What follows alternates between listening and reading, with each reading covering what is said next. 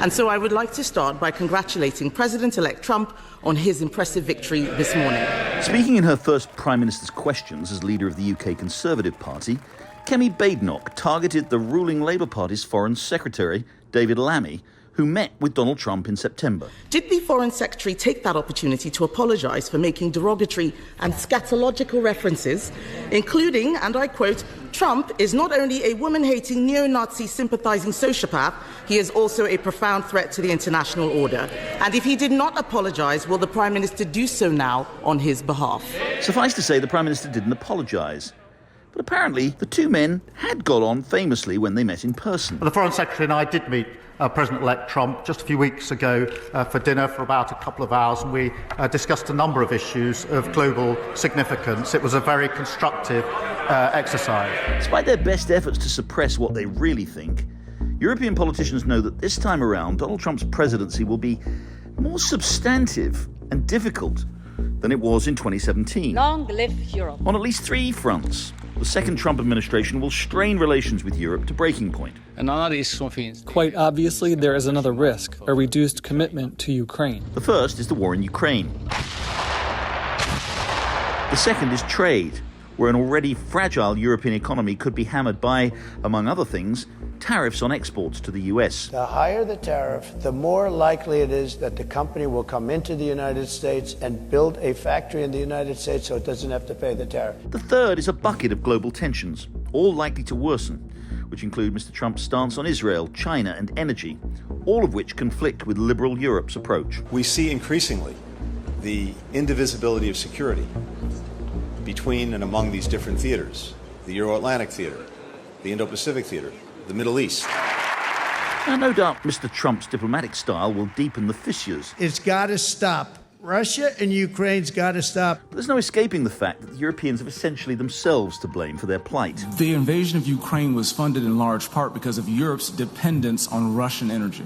On Ukraine, the European Union and Britain have gone along with the Biden administration's increasingly feckless policy of arming Ukraine by just enough to keep the war going, but not by enough to have any chance of the Ukrainians actually winning it. In terms of defending Ukraine for the long run, Europe needs to truly step up. If they're not going to do it now, with World War III on their doorstep, when are they? Realization of how flawed this approach has been is now dawning in European capitals. What if the U.S. government cuts military funding to Ukraine?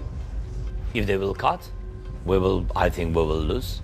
Many decision makers today don't know whether to be more alarmed by the prospect of a stronger Vladimir Putin, helped perhaps by Mr. Trump, or the possibility of all-out war in President Biden's remaining 2 months.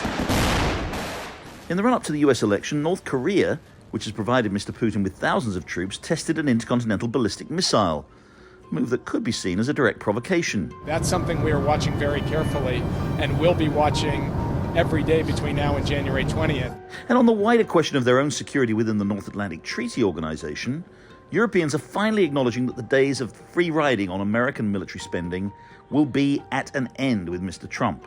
When he was president, he was the one in NATO who stimulated us to move over the 2%. And now, also thanks to him, NATO, if you take out the numbers of the US for a moment, is above the 2%. And I think very much that is his doing, his success, and we need to do more. We know this.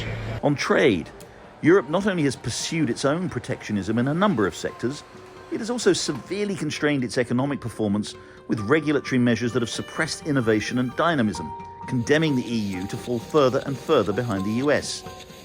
Meeting in Brussels in early November, the President of the European Commission outlined Europe's too little, too late priorities going forward. The first is a joint plan for competitiveness, digitalization and decarbonization. Second is to overcome our overdependencies and to create more level playing field for our economy and our businesses. And the third element is that we boost our defense capabilities and investments and create more preparedness. Then there's the compendium of global issues. Europe's obsession with reducing its carbon footprint at the cost of growth has done little to save the planet, as they call it, from warming, while dramatically undermining the European economy. Climate finance is at the heart of the Paris Agreement. On China, reckless European pursuit of close economic relations has created a dependency which will not only prove hard to break, but which has increasingly negative implications for Europe's own security. As I said recently while talking about Europe, we're at a turning point in our history which forces us to face and overcome structural difficulties.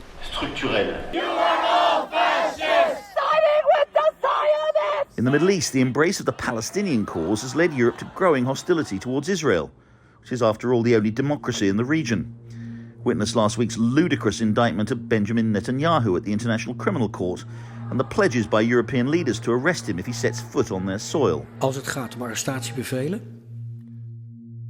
dan is het ook duidelijk dat wij een arrestatiebevel uitvoeren. It was always inevitable, given the rise of the Indo-Pacific, that the transatlantic relationship would diminish in significance over time. The reality is that the world is safer and more prosperous when Europe and America work together as global partners. The US can surely survive the fraying of those ties. It's not at all clear that Europe can.